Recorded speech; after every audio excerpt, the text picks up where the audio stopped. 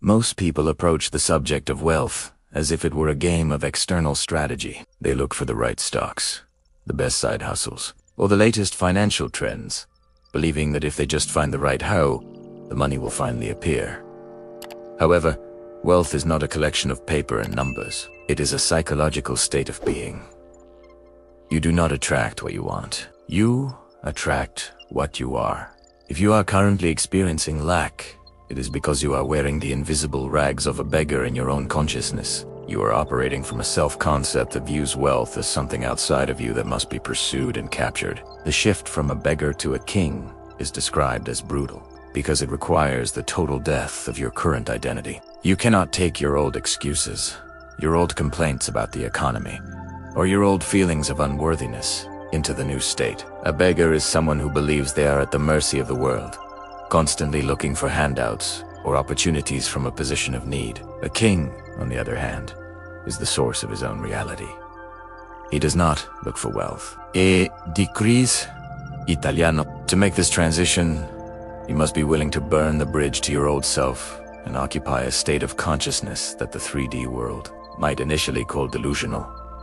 In this exploration, we will dismantle the beggaress logic that keeps millions in poverty and reveal the sovereign mindset required to command abundance. We will cover 11 pillars of this transformation, moving from the psychological roots of lack to the final embodiment of the wealthy self. This is not a journey for the faint of heart. It requires a ruthless honesty with yourself and a radical commitment to your internal vision. By the end of this script, you will understand that wealth is your birthright, but the crown must be claimed internally before it can be seen externally. Let us begin the coronation.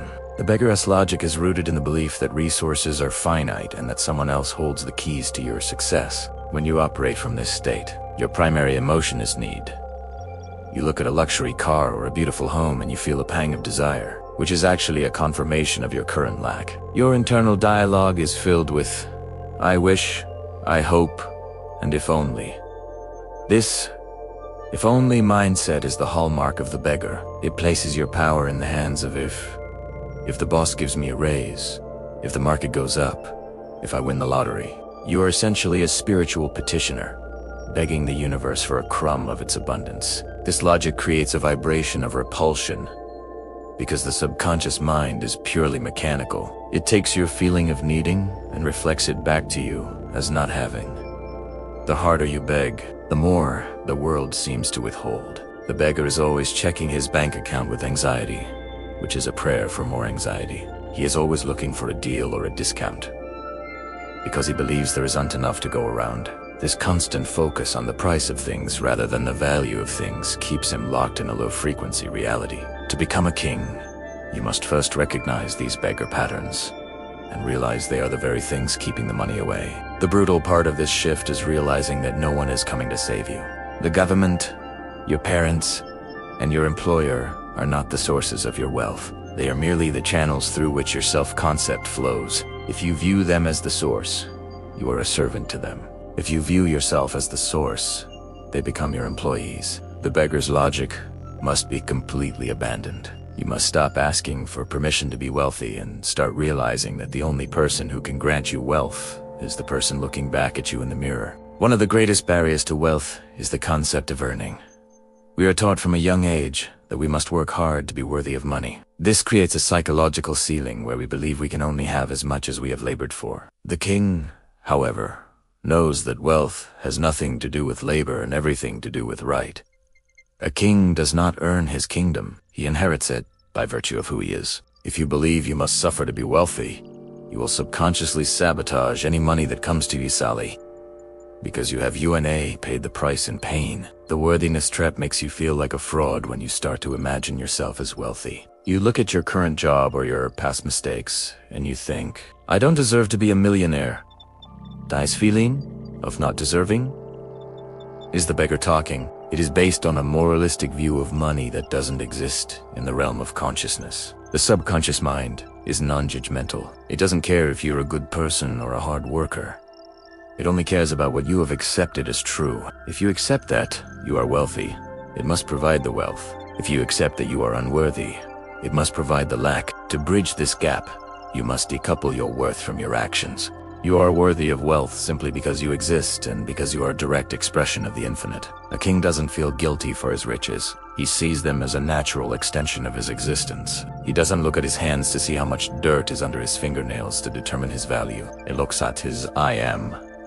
You must cultivate a divine arrogance that refuses to negotiate for its good. You don't deserve wealth because you worked for it. You own wealth because you have assumed the state of ownership. You cannot be a king and a victim at the same time. The victim identity is the ultimate tool of the beggar. It allows you to feel right in your poverty by blaming the system, your upbringing, or your bad luck.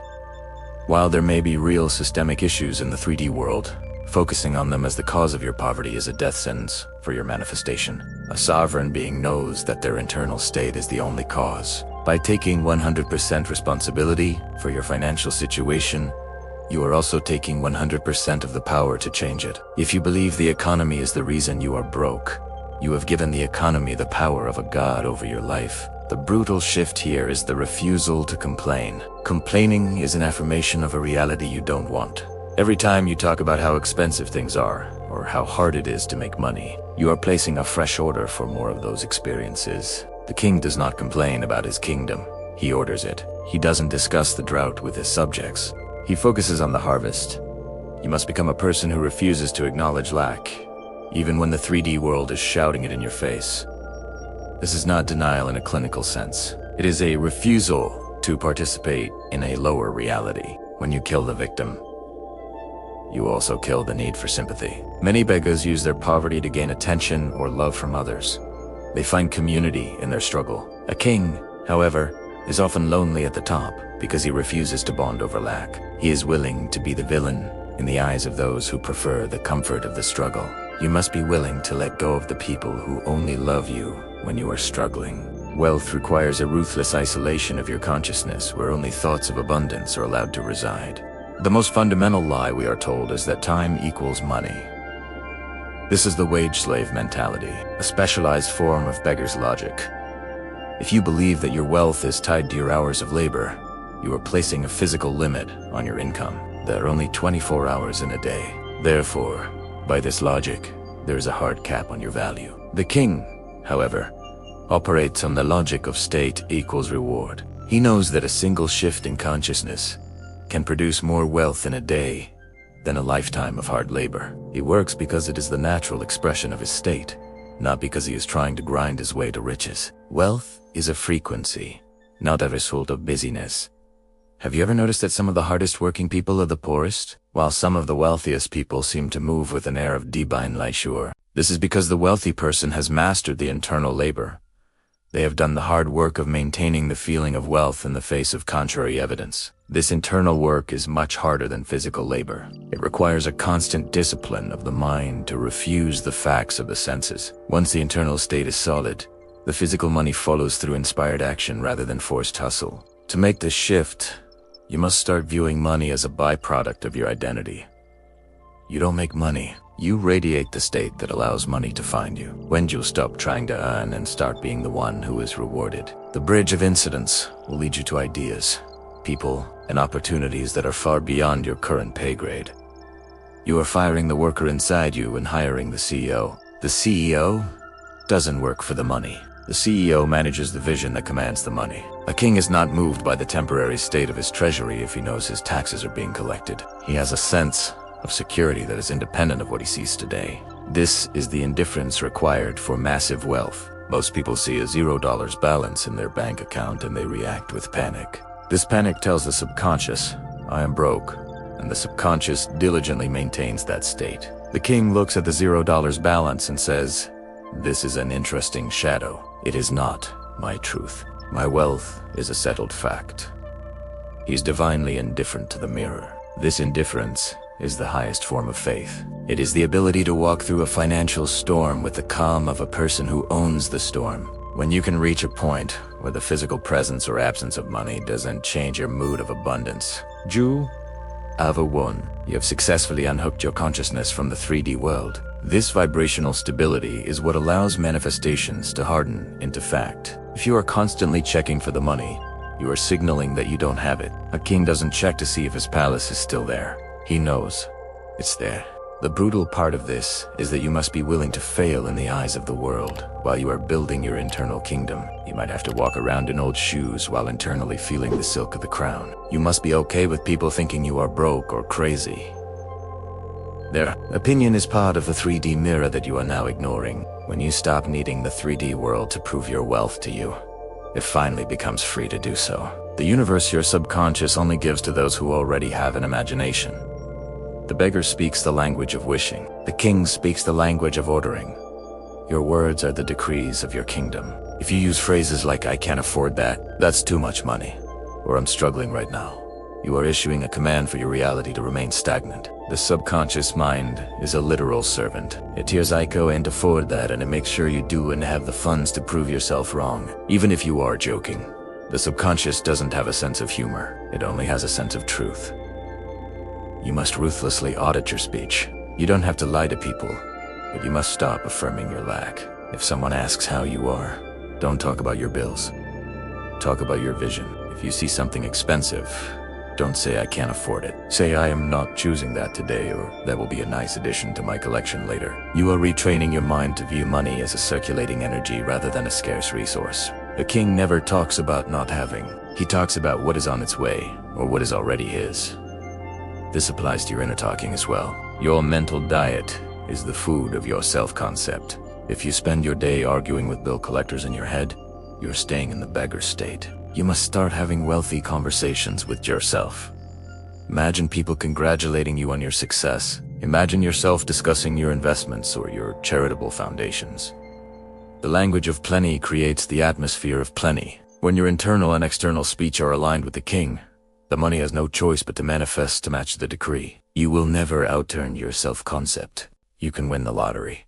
But if your self-concept is that of a struggling person, you will find a way to lose that money within a few years. Statistics show that most lottery winners return to their original financial state because their internal thermostat was never reset. Your current income is a perfect reflection of what you believe you are worth, or what you believe is natural for you. Toave more.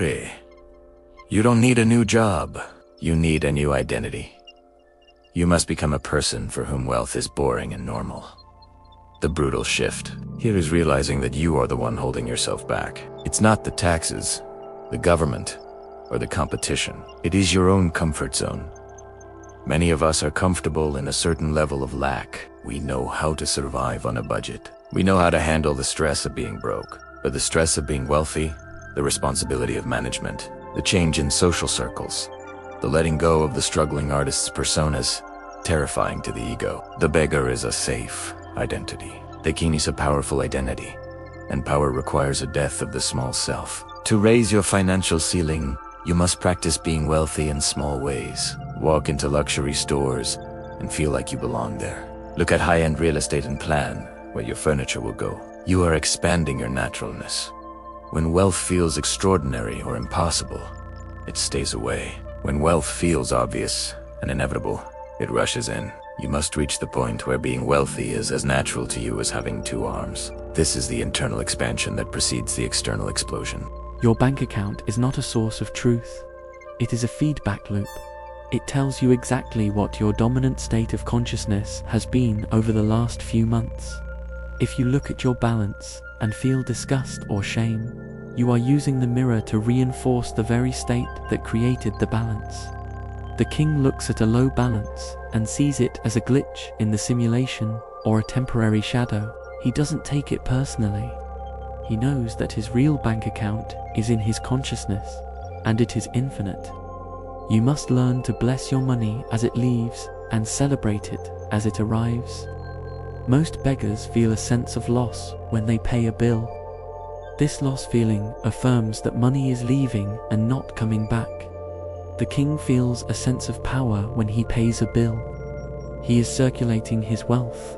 He knows that every dollar he sends out is a soldier that will return with 10 more friends. This shift from paying to circulating changes the entire frequency of your financial life. You are no longer losing anything. You are simply moving your energy around. Don't wait for the numbers to change before you change your feeling. If you do that, you are a slave to the numbers. You must force the numbers to change by changing your feeling first. Look at your bank app and imagine there are 3 or 4 more zeros at the end of the number. Feel the relief and the satisfaction that those zeros would bring. Hold that feeling until it becomes more real than the actual number. The 3D world is a lagging indicator. The money is already yours in the 4D. It's just printing in the 3D. A decree is different from an affirmation. An affirmation is a request or a hope that something will become true. A decree is a statement of divine fact. When you decree your wealth, you are not trying to attract money. You are issuing the order for its appearance. This requires a level of sovereignty where you realize that you are the only authority in your world. The king doesn't say, "I will be wealthy." He says, "I am wealthy." He doesn't ask the universe for a favor. He tells the universe how it's going to be. The power of the decree is most effective in the state akin to sleep sats, or during moments of high emotional clarity. It is the moment where you look your current reality in the eye and say, "No, I refuse to accept this. I am a king and my treasury is full." This is a brutal internal act. It is a rebellion against the evidence of the senses. This holy rebellion is what triggers the bridge of incidents. It sends a shockwave through your subconscious that forces it to rearrange the external world to match your new authority. Your decree must be absolute. There can be no unless or but. You don't say, "I am wealthy," unless the stock market crashes. You say, "I am wealthy, and therefore the market supports me." You are the primary cause. Everything else is a secondary effect. When you speak from this place of absolute authority, the world responds with a terrifying efficiency. People will call you with offers, ideas will pop into your head, and luck will seem to follow you everywhere. It's not luck. It's the result of a sovereign decree. Once you have assumed the state of the king, the bridge of incidents will begin to unfold. This is the series of events that leads to the physical arrival of your wealth. The strange thing about the wealth bridge is that it often starts with a collapse. You might lose your safe job, or a business deal might fall through. To the beggar, this is a disaster. To the king, this is the clearing of the ground for the new palace. You must trust the bridge, even when it looks like a cliff. The bridge will lead you to take inspired action. This is not the hustle of the beggar. It is the movement of the king.